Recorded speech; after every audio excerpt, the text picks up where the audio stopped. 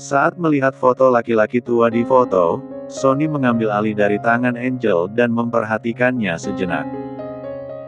Sini kini paham kenapa Angel sampai shock saat melihatnya, jadi tanpa kata Sonny mengembalikan foto ke tangan Lintang dengan sopan. Ini foto almarhum kakek Anda, Sonny mengulurkan tangan ke hadapan Lintang. Terima kasih karena sudah mengambilkannya untukku. Lintang menerima foto almarhum sang kakek, tapi diam-diam menatap aneh Angel yang jelas sekali dia melihat tampak shock saat menatap foto almarhum sang kakek. Angel membuang wajah sambil mengusapnya kasar, bibirnya sudah dia lipat guna menahan tangis. Angel bahkan yakin saat ini kedua matanya sudah memerah, tapi bagaimana caranya Angel tidak akan membiarkan air matanya menetes di sini sekarang. Sama-sama, timpal Sonny. Ayo masuk, Oma ada di kamarnya. Instruksi Lintang. Setelah Lintang lebih dulu masuk ke dalam rumah, Angel menoleh ke arah Sonny saat merasakan tangannya disentuh lalu digenggam. Tak apa, seperti dulu. Jika kamu tidak sanggup, maka aku akan mengatakan kalau almarhum kakek Lintang aku yang tabrak. Ujar Sonny sambil tersenyum kecil, sorot matanya menampilkan keseriusan. Air mata yang dari tadi Angel tahan pada akhirnya jatuh juga. Angel menahan isak hingga kedua bahunya gemetar. Saat Sonny menariknya ke dalam pelukan, Angel sudah tidak mampu menahan isak tangisnya lagi hingga kini tergugu dalam pelukan Sonny. Tak apa, hibur Sonny. Semua akan baik-baik saja. Setelah beberapa menit berlalu, isak tangis Angel akhirnya berhenti. Sonny mengurai pelukannya, mengusap wajah Angel dari basahnya air mata. Selama ini aku selalu memperlihatkan wajah jahat, tidak mudah ditindas, bahkan bersikap kejam, tapi sebenarnya dalam hati aku sama seperti perempuan lain yang bisa merasakan sakit. Lirih Angel, untuk pertama kalinya dia mengeluarkan isi hatinya. Aku lelah, San. Sekarang kamu boleh lelah. Sonny tersenyum tipis, menyelipkan anak rambut ke belakang telinga Angel. Berikan semua masalahmu padaku, biar aku yang tanggung. Katakan bagaimana caranya Angel menyesal karena pernah menyia-nyiakan laki-laki seperti Sonny yang mencintainya setulus ini. Apa yang Sonny katakan barusan sukses membuat perasaan Angel acak-acakan. Tanggung jawab yang Sonny berikan terhadap dirinya mampu membuat Angel merasa masih ada sesuatu yang bisa dirinya jadikan semangat untuk hidup. Saat melihat air mata akan kembali jatuh dari mata Angel, Sonny meledek. Cengeng banget. Sonny, lirih Angel sambil tersenyum manja. Kenapa aku merasa kalau kamu sangat tampan? Sonny tergelak, menyentil dahi Angel. Itu artinya mata kamu buta selama ini, sebab baru sadar kalau aku memang tampan. Narsis, cibir Angel sambil manyun. Melihat Angel yang sudah baikan, Sonny merasa lega. Sungguh wajah putus asa dengan air mata adalah gabungan dari hati Angel yang hancur. Sonny tidak suka melihatnya. Dia akan melakukan apapun demi membuat Angel tetap tertawa, bahagia bersama dirinya walau itu artinya Sonny harus kembali masuk penjara. Keduanya memutuskan masuk ke dalam rumah, duduk di sofa setelah Lintang mempersilahkan. Tak lama Jaiden turun, laki-laki itu menatap datar Angel sebelum kemudian mengalihkan pandangan ke arah Sonny. Pak Jaiden, sapa Sonny. Saya datang ke sini untuk mengantarkan Angel bertemu Oma Tiran, ujar Sonny, mengatakan niat kedatangannya. Jaiden melirik Angel dengan tatapan tajam, semenelusuri niat Angel menemui sang Oma. Oh, tenang saja Pak Jaiden. Sonny yang mengerti arti tatapan Jaiden langsung menjelaskan sebelum salah paham. Angel tidak berniat apa-apa, dia hanya butuh bertemu dengan Oma Tiran untuk meluruskan beberapa hal. Angel tidak akan sampai melakukan apapun pada Oma Tiran. Jika hal itu terjadi maka saya siap jadi jaminan. Karena saya percaya kamu, maka saya akan mencoba percaya Angel juga. Komentar Jaiden. Angel terperangah dengan jawaban Jaiden, hampir tak percaya kalau Jaiden sampai mempercayai Sonny. Kini Angel jadi bertanya-tanya, sebenarnya apa yang Sonny lakukan hingga Jaiden mempercayainya. Terima kasih untuk kepercayaannya, saya tidak akan menyia-nyiakan hal itu. Balas Sonny sambil tersenyum tipis. Baiklah, silakan temui Oma Tiran. Beliau lagi istirahat di kamar, tapi mungkin akan ada Lintang juga di sana. Ujar Jaiden sambil menuju sebuah kamar tak jauh, kamar milik Oma Tiran di rumahnya. Angel menoleh ke arah Sonny, saat mendapati kalau sang suami mengangguk mengiyakan, dia berdiri dan melangkah masuk ke dalam kamar. Selepas kepergian Angel, Sonny menatap serius Jaiden. Pak Jaiden, ada hal penting yang ingin saya katakan pada Anda. Jaiden menaikkan alis, menunggu Sonny melanjutkan apa yang ingin dikatakannya. Ini tentang almarhum kakek Mbak Lintang. Raut wajah Jaiden berubah serius, dia mendengarkan dengan seksama penjelasan demi penjelasan yang Sonny lontarkan. Oma, panggil Angel pelan. Oma Tiran yang awalnya tengan tertawa bersama Lintang langsung menghentikan tawanya. Perempuan tua itu melirik ke arah pintu dan langsung mendengus tak suka saat melihat Angel. Ngapain kamu datang ke sini? Sinis Oma. Tiran. Mau jenguk Oma, lirik Angel. Lintang yang duduk di sisi ranjang memilih diam, tidak mau ikut campur urusan antara Angel dan Oma Tiran. Dia hanya fokus dengan apel yang tengah dikupasnya, memisahkan antara kulit dan daging untuk nantinya dia berikan pada Oma Tiran. Bukannya sembuh, saya malah merasa makin sakit saat kamu datang. Oma Tiran begitu judes, memperlihatkan ketidaksukaannya pada Angel. Lebih baik kamu pergi, saya gak sudi lihat wajah penipu seperti kamu. Iya, saya akan pergi kok. Angel menunduk. Tapi sebelum itu, saya mau meminta maaf pada Oma, Lintang, dan Jaiden. Saya jahat, benar-benar jahat. Tidak seharusnya dulu menipu dan mengadu domba, apapun alasan yang saya punya tetap saja itu salah. Baguslah kalau kamu sadar, dengus Oma Tiran. Ragu-ragu Angel mengangkat kepala, menatap Oma Tiran dan Lintang secara bergantian. Saya bersedia masuk penjara jika kalian ingin melaporkan segala kesalahan saya.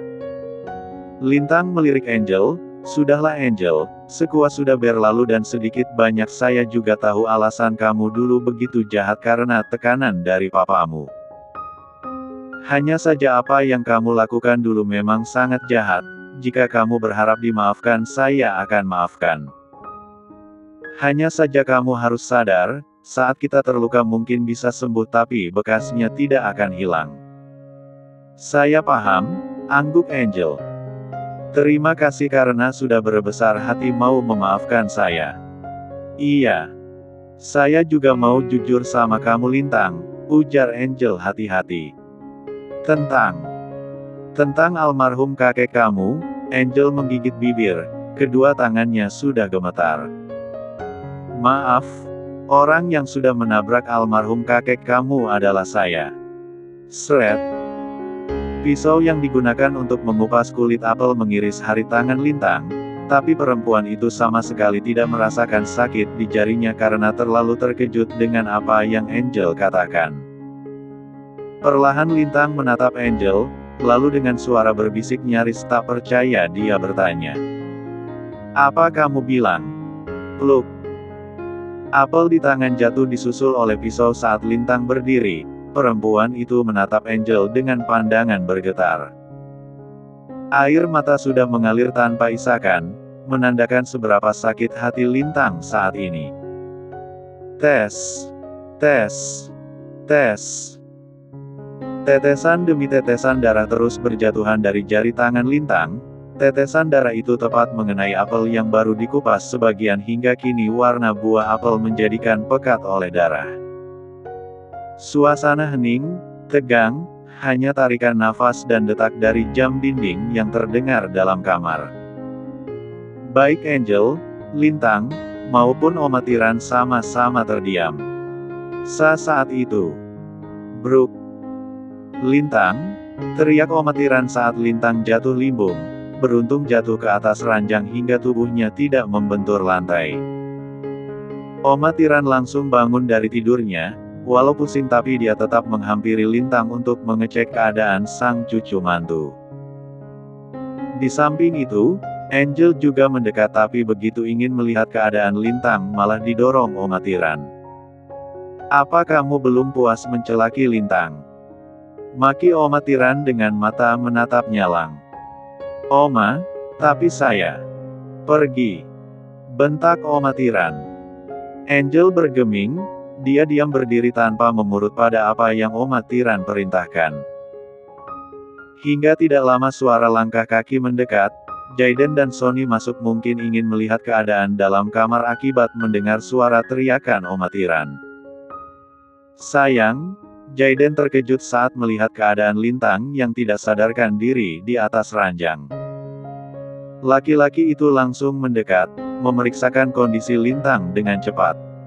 "Kenapa Lintang bisa begini? Semua gara-gara Angel, J. Dia penyebabnya." Tunjuk Oma Tiran pada Angel.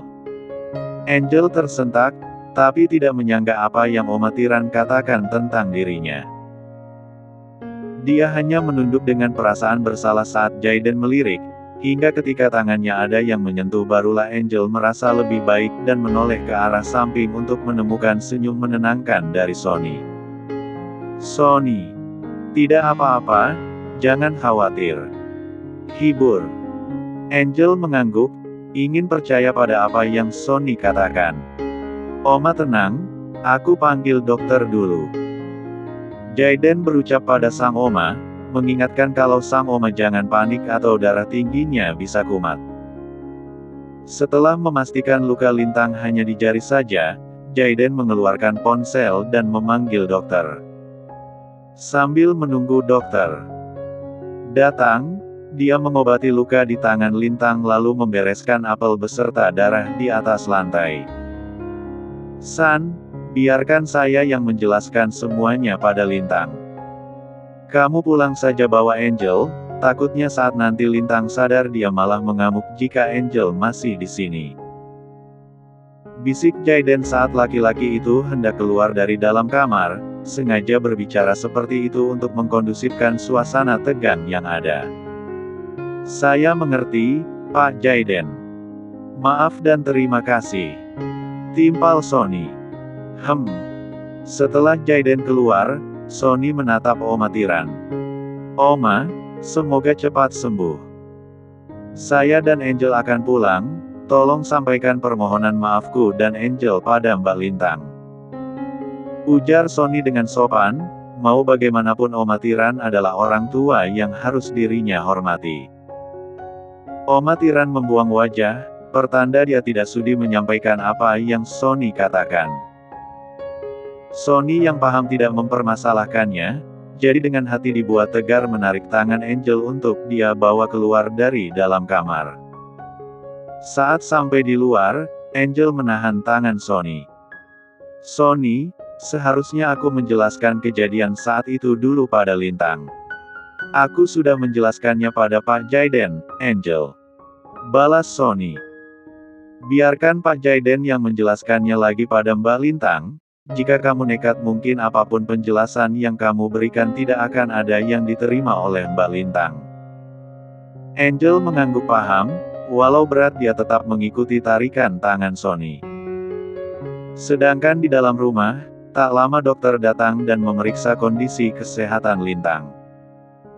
Setelah melakukan serangkaian pemeriksaan, sang dokter berdiri dan menatap Jaden. "Bagaimana keadaan istri saya, Dok?" tanya Jaden khawatir. "Baik-baik saja, detak jantung bayi agak cepat tapi itu masih terbilang normal, dia pingsan akibat shock yang berlebihan," timpal dokter.